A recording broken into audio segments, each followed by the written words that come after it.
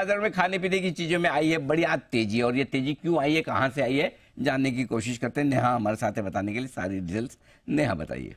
चाय, कॉफी, शक्कर सब महंगी हो गई हैं। नहीं पियेंगे? सिंपल। अब मैं जरा बता देती हूँ कितनी महंगी हुई है। रॉ शुगर, इसकी कीमतें 20 सेंट के पार चली गई। आज तीसरा दिन है जब हम देख रहे हैं यूरोपियन सेशन में कि इसकी कीमतें 20 सेंट के पार चली गई हैं। 2.5-3 महीने की ऊंचाई पर है। अरेबिका कॉफी कॉन्ट्रैक्ट हाई है और स्पॉट में देखें तो 13 साल की ऊंचाई पर है। रोबास्टा कॉफी जिस समय हम बात कर रहे हैं ये ऑलरेडी रिकॉर्ड स्तरों पर ट्रेड कर रही, 5800 के पार ये निकल चुकी है। और अगर चाय की बात करें, ऑलरेडी इसकी कीमतें 13-15% तक भाग चुकी हैं। ये टी बोर्ड ऑफ इंडिया की वेबसाइट से हमने आंकड़े निकाले हैं।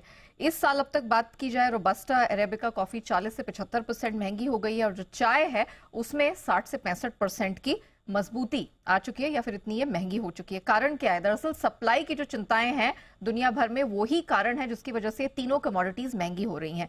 ब्राजील के कॉफी के जो खेती वाले इलाके हैं, भयानक सूखे की स्थिति है। मतलब 40 साल बाद इतना भीषण सूखे की हालत है कि उत्पादन घटते हुए वहां दिख रहे हैं। वियतनाम पहले से ही वहां पर सूखे की स्थिति बनी हुई थी, उन्होंने एक्सपोर्ट्स अपने काफी हद तक, कई गुना तक कम कर दिए हैं। रोबस्टा कॉफी की फसल खराब होने की बात यहां पर आ रही है। ये लगातार चौथा साल है जो डेफिसिट में ग्लोबल कॉफी मार्केट जाएगा, तो इसके कारण हम देख रहे हैं कॉफी की कीमतें लगातार चढ़ रही हैं।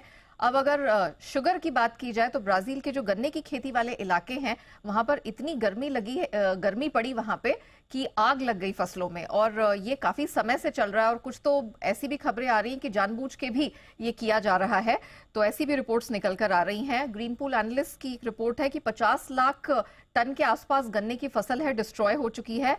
इंटरनेशनल शुगर एसोसिएशन ने नया फोरकास्ट निकाला और कहा है कि इस साल जो शुगर का ग्लोबल डेफिसिट का अनुमान है उन्होंने कई गुना से बढ़ा दिया। 36 से 36.5 लाख टन के आसपास का ये डेफिसिट दिखाई दे रहा है। सिटी ने भी ग्लोबल सरप्लस का अनुमान घटा दिया। और अगर चाय की बात करें तो टी बोर्ड के, टी एसोसिएशन ऑफ इंडिया की जो लेटेस्ट रिपोर्ट अपडेट्स आए हैं उसके मुताबिक असम, पश्चिम बंगाल में जो चाय का उत्पादन है 11 से 21% तक घटा है। चाय की कीमतें बढ़ी हैं और टी एसोसिएशन का अनुमान है कि इस साल 160 से 170 मिलियन किलो के आसपास जो चाय का उत्पादन है वो घट सकता है। तो ये फैक्टर्स हैं जिनकी वजह से स्ट्रेंथ आई है और एक्सपर्ट्स मान रहे हैं ग्लोबली कि चाय और कॉफी एटलीस्ट यहां से और महंगी होने वाली है। ऑलराइट, तो यहाँ पर रखिए नजर, चाय कॉफी यहाँ पर दाम और बढ़ने वाले हैं। शुगर में हम देख रहे हैं 4% का उछाल है। एक बार सनी जी से भी पूछते हैं शुगर स्पेस में उन्हें कुछ अगर पसंद हो तो, क्योंकि काफी खबरें आई हैं सर और अब फेस्टिव सीजन भी आ रहा है तो यूजुअली हाई डिमांड सीजन भी रहता है शुगर के लिए। क्या राय रखते हैं शुगर स्टॉक्स पर sir? Yes, definitely, Deepanshu, increasing sugar price positive रहेगा। इनफैक्ट आज एक रूमर भी चल रही थी कि शायद मिनिस्ट्री की ओर से जो मिनिमम शुगर सपोर्ट प्राइस है शुगर का, वो कहीं ना कहीं बढ़ाने का प्रस्ताव आ सकता है। At the same time ethanol के भी दाम बढ़ाने की बात हो रही है। तो नया शुगर सीजन जो है, जो कि अक्टूबर से किक स्टार्ट होगा, उसमें ये सब जो नई शर्तें वो लागू हो सकती है, तो डेफिनेटली पॉजिटिव रहेगा।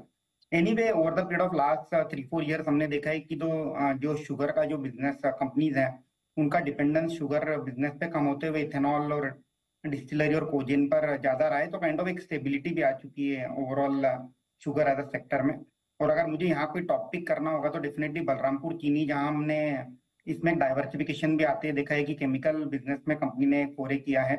At the same time south की जो बड़ी कंपनी है ईआईडी पैरी, इसके ऊपर मैं बेट करना चाहूंगा अगर शुगर स्पेस से मुझे 2 कंपनी चूज करना है तो ईआईडी पेरी और दूसरा जयश्री थी, नहीं सॉरी वो तो चाय की, दूसरा बलरामपुर।